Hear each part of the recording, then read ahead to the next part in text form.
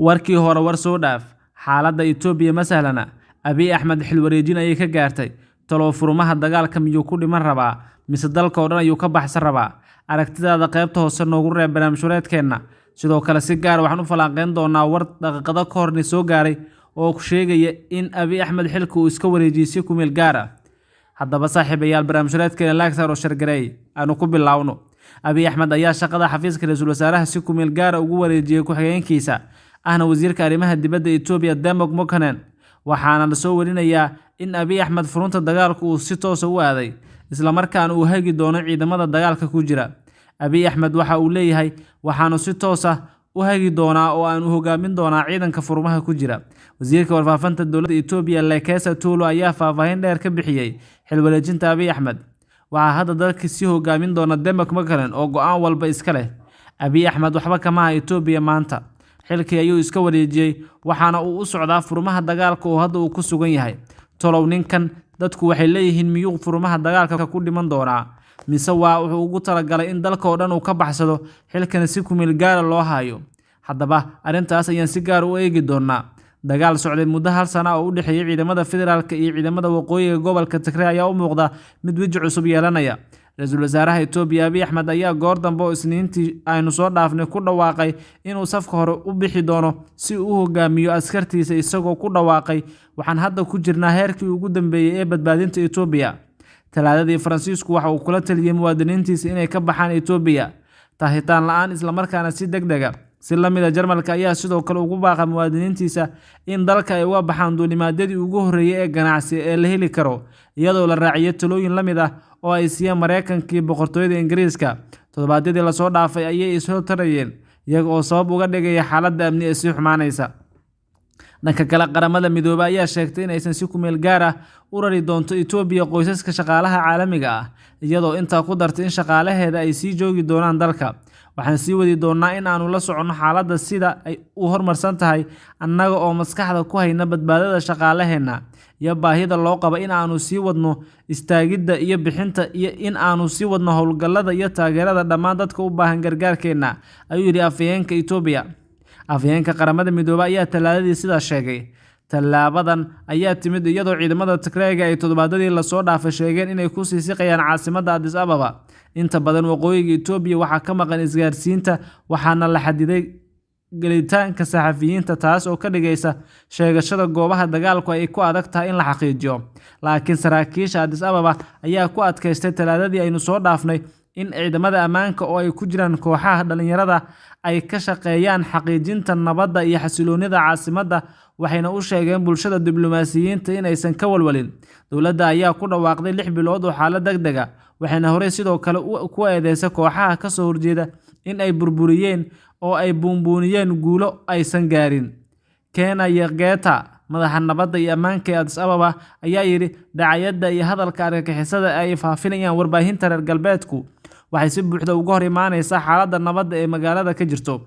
marka bulshada diblomaasiyadda iyo sidoo kale siyaasiyiintu waa in aysan dareemin wax walwal ah ama cabsi ah oo la xiriira xafiiskeena.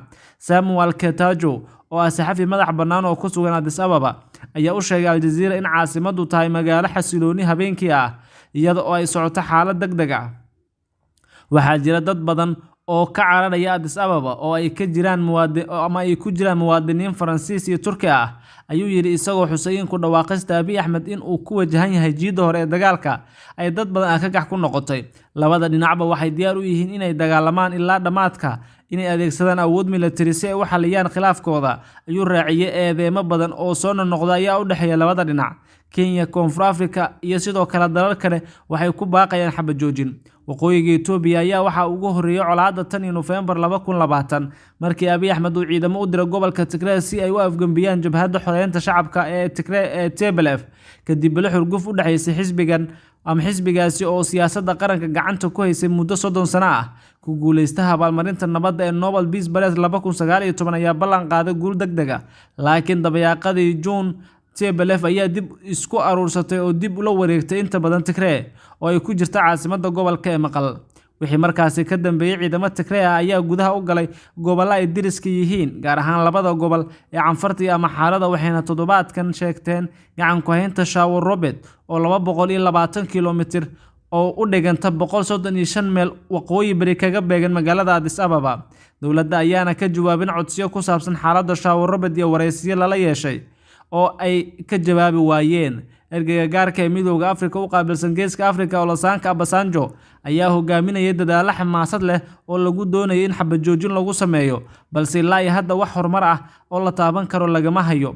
Talaadadii aynu soo dhaafnay ergeyga gaarka ee Mareykanka u qaabilsan Geeska Afrika ayaa ka warbixiyay horumarka ku wajahan heshiiska diblomaasiyadeed ee dhexmaray dhinacyadiisa haya, laakiin waxa uu ka digay inay halista u tahay in ay qariyaan horumarka naxdinta leh ee ka dhacaya dhulkooda. Inkastoo ay jiraan xoogaa horumar ah oo curdun ah, taas oo khatar ugu jirto in laga gudbo kororka militariga ee labada dhinac iyo dagaalada, ayuu yiri Jeffrey Feltman.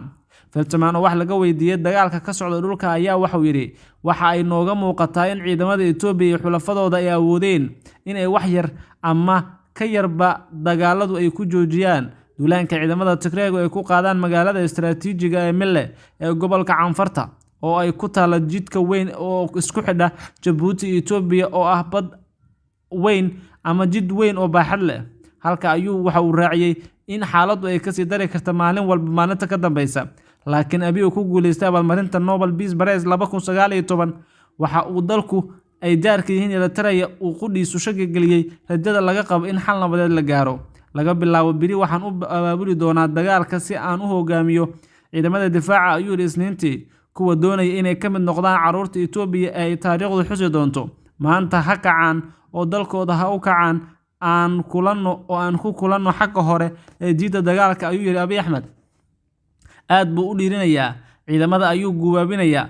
Waxay timid toddobaadyo kadib markii dowladdu ay ku dhawaaqday 6 bilood oo xaalad degdeg ah, waxayna ku baaqday dhammaan muwaadiniinta awoodda u leh in ay ku biiraan dagaalka. Vicky Henderson oo hore u qaabilsanaa safaaradda Mareykanka ee Itoobiya u qaabilsan ayaa Al Jazeera u sheegay halista ay aad u korortay in kastoo ay jiraan dadaalo caalami ah oo kala duwan oo ay ku jiraan Midowga Afrika, Mareykanka iyo dalal kale si loo helo xal nabadeed. Waxa hadda dhacay waa ra'iisul wasaaraha laftiisa wuxuu sheegay inuu aadayo garoonka si uu hogaamiyo ciidamadiisa iyo in uu doonayo dhammaan kuwa isaga taageersan inay raacaan oo ay ku biiraan ololaha militariga, ayuu yiri.